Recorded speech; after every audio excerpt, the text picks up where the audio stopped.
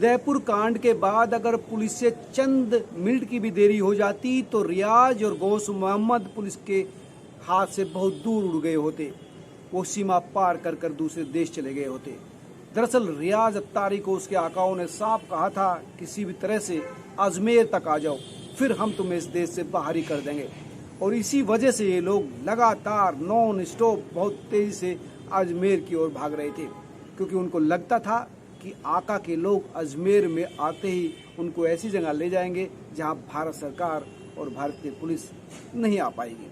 और साथ ही उस दिन 2 कत्ल होने थे, एक तो कन्हैयालाल दर्जी का और एक और दूसरे शख्स का।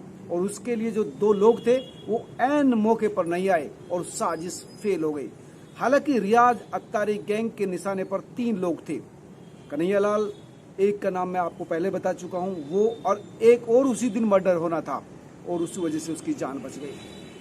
दरअसल कांस्टेबल तेजपाल कहते हैं कि इस कांड को करने के बाद ये लोग बहुत तेजी से बाइक से गांवों के रास्तों से जा रहे थे। ये भील जाना चाहते थे, बस रास्ते में नाथ द्वारा रुके, वो भी पानी पीने के लिए। और इसके बाद 15 थानों को नॉन स्टॉप बहुत तेजी से गांव देहात के रास्तों के जरिए, मेन रास्तों के नहीं, गांव देहात के रास्ते, और इस पर इन्होंने 15 थाने पार किए जा रहे थे। और ये देवगढ़ पहुंची और उसके पास देवगढ़ पहुंचने के पास इन दोनों की जेब में सिर्फ 510 रुपए बचे थे।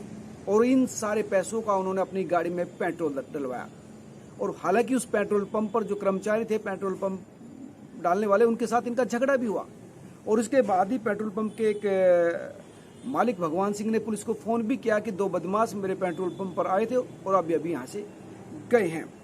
तो जैसे ही ये लोग वहाँ से निकले और देवगढ़ से सूचना थाने में मिली कि 2 बदमाश अभी निकले हैं, तो उसके बाद पुलिस अलर्ट पर आ गई।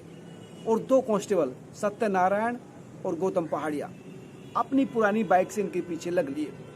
लेकिन इनके स्पीड बहुत ज़्यादा थी, रियाज की और गौस मोहम्मद की। लेकिन इन दोनों के पास, सत्यनारायण के पास और गौतम पहाड़िया के पास पुरानी बाइक थी।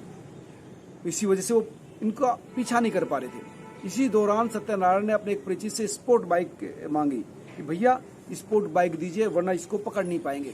और ये गांव देहात के रास्तों से वैसे जा रहे थे। परिचित से स्पोर्ट बाइक लेने के बाद सत्यनारायण के पीछे दौड़ पड़े। 8 किलोमीटर करीब इनके पीछे लगे रहे और गौस और रियाज सीधा भील कस्बे में घुस गए। और उसके बाद फिर भील से वापस हाईवे पर आ गए। और इस दौरान जो है, आगे रियाज बैठा हुआ था, गौस मोहम्मद पीछे बैठा था। रियाज जो है बाइक चला रहा था, गौस पीछे बैठा था। पुलिस को चकमा देने के लिए गौस मोहम्मद ने अपनी टी-शर्ट बदली, पीछे बैठे थे।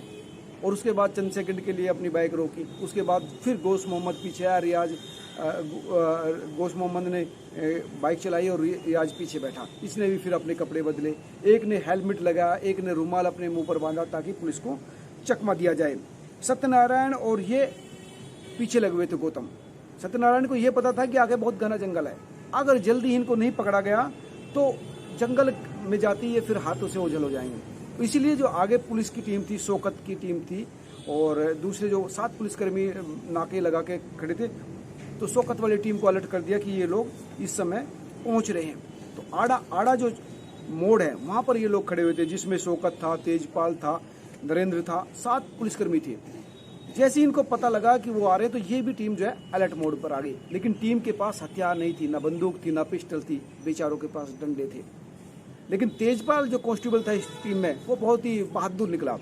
वो बिल्कुल सड़क के बीचों बीच आ गया और हाथ में ले लिया पत्थर। जैसे ही आते हुए दिखाई दी बाइक से, हाथ में पत्थर लेकर बिल्कुल तन कर खड़ा हो गया। इन्होंने जो इसे देखा रियाज मोहम्मद ने कि पुलिस है, बीच में कांस्टेबल खड़ा, हाथ में पत्थर है, तो वो डर गए, लड़खड़ा गए और एकदम बाइक इनकी गिर गई, इम्बैलेंस होकर बाइक जो गिर गई। बस उसी समय जो है इनको पुलिस ने दबोच लिया, पकड़े गए। लेकिन क्योंकि इन दोनों का बहुत माइंड वॉश हो चुका था और उस समय इनको लगता था कि ऊपर वाला इनसे करवा रहा है, इस वक्त ऊपर वाला इनके साथ है। पुलिस का कहना कि जब ये पकड़े गए तो इसका कहना था कि हम कैसे पकड़े गए, हमारे साथ तो ऊपर वाला है। इनको नहीं पता कि इन्होंने कितना बड़ा गुनाह किया, कितना जघन अपराध किया, और उसको ऊपर वाले या भगवान के पीछे अपने आप को छुपाने की कोशिश कर रहे हैं। उसके बाद पुलिस इनको जो है 4 भुजा थाने लेकर चले गई। वहाँ से इनसे पूछताछ हुई और कई राज यहाँ से निकले। इनके पास खंजर भी थे, चाकू भी थे, कई और हथियार थे, पुलिस को ये भी पता है। लेकिन जो कांस्टेबल तेजपाल था उसने वास्तव में बहुत ही लाजवाब बहादुरी का परिचय दिया कि पता होने के बाद भी इनके पास खंजर है, और भी बड़ा हथियार हो सकता है, पिस्टल भी हो सकती है, उसके बाद भी एक पत्थर के सहारे उसने इनको रोका, काबू में किया, और इसके बाद जो है इनसे पूछताछ की। तो इन पूछताछ में इन्होंने बताया कि हम इस हत्याकांड को करने के बाद एसके इंजीनियरिंग में जो मैंने आपको बताया वहाँ गए, वहाँ पर हमने वीडियो शूट की, और जो प्रोग्राम के हिसाब से दूसरा जो हत्याकांड होना था, जो दो लोगों को, जो इनके आदमी थे उनको लगाया गया था, वो एन मौके पर जो है नहीं आए, डर गए, इसलिए वो हत्याकांड होने से रुक गए। यहाँ पर इन्होंने ये वीडियो फिर शूट किया, और यहाँ से इसको जो उसके इनके कट्टरपंथी ग्रुप थे उसमें वो वीडियो डाला। यही नहीं, सिर्फ पाकिस्तान के भी कुछ ग्रुप थे इनके पास, उस पाकिस्तानी ग्रुपों में इन्होंने इस वीडियो को डाल दिया जो इन्होंने बनाया था वहाँ पर जो एसके इंजीनियरिंग में। दरअसल ये लोग बाइक पर चलते चलते ही वीडियो वायरल कर रहे थे। नाथद्वारा आने के बाद इन्होंने वीडियो वायरल करना शुरू किया था। पाकिस्तान के ग्रुप में भी डाला, हिंदुस्तान के ग्रुप में भी डाला, और सीधे सीधे ये अजमेर की तरफ जा रहे थे, क्योंकि उनको आका ने कहा था कि किसी भी तरह से अजमेर आ जाओ, फिर तुम्हें हम देश से बाहर ही कर देंगे। और इसी सोच के साथ कि खुदा भी उनके साथ है और आका भी उनके साथ है, उनकी ज़िंदगी बच जाएगी। लेकिन इनको नहीं पता था कि कितना बड़ा एक गुनाह इन्होंने किया। ऐसे व्यक्ति के साथ खुदा कैसे हो सकता है। दोस्तों, ज़िंदगी देना और लेना खुदा का काम है, भगवान का काम है। उसके काम में अगर आप हस्तक्षेप करोगे तो कैसे इसको अच्छा काम कह सकते हैं आप। किसी ने गलत किया तो उसके साथ गलत करने का निर्णय खुदा लेगा, भगवान लेगा। तुम कौन होते हैं। इन लोगों का इतना माइंड वॉश हो गया था, रेडिकलाइजेशन हो गया था, कट्टरपंथी हो गए थे कि इनको अच्छाई और बुराई, सत्य असत्य, ठीक और गलत में अंतर ही नहीं पता था। कई लोग सामने आए हैं जो बता रहे हैं कि कई लोग इनसे मिले थे। ये जो क्या नाम था इसका, आशिफ और मोहसिन, जो इनके साथ उस हत्याकांड में था, जो कन्हैयालाल दर्जी के बाहर जो खड़े हुए थे, भी रियाज नहीं जोड़ा था, यही इनको कट्टरपंथी बनाता था। एक दुकान पर ये दोनों मिले थे और इनको बहकाया था कि तुम हमारे साथ जुड़ो, दावत इस्लाम के साथ काम करो, बहुत अच्छा संगठन है, तुमको बरकत मिलेगी, चंदा इकट्ठा करो। और इस तरह धीरे धीरे इनको अपने रंग में रख लिया। एक ऑटो ड्राइवर ने कहा कि मुझसे भी इन्होंने ऐसी अप्रोच की थी कि तुम हमारे साथ जुड़ो, चंदा इकट्ठा किया करो, इस काम में बाहर भी आना जाना होता है, पैसे भी खूब आते हैं, चंदा इकट्ठा किया करो। लेकिन मैं इनके साथ नहीं जुड़ा।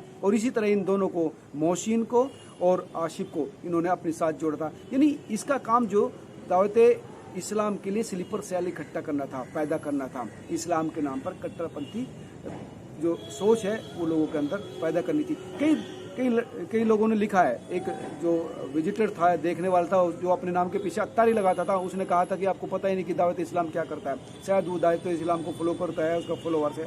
दोस्तों, मुझे पता नहीं है, पूरी दुनिया को पता चलेगा कि दावत इस्लाम क्या करता है। कोई क्या करता है उसके कारनामों से जाहिर होता है दोस्त कि वो क्या कर रहा है। आप इस्लाम के नाम पर किसी की जान ले लेंगे और उसको जायज़ ठहराएंगे, ये कैसे संभव है। आप किसी की जान दे नहीं सकते, किसी को पैदा नहीं कर सकते। कन्हैयालाल दर्जी अब नहीं रहा, उसको जीवित नहीं कर सकते, तो आप उसकी ज़िंदगी कैसे ले सकते हैं। भगवान का काम है कि किसको जिंदा रखना है, किसको मारना है, ये खुदा का काम है।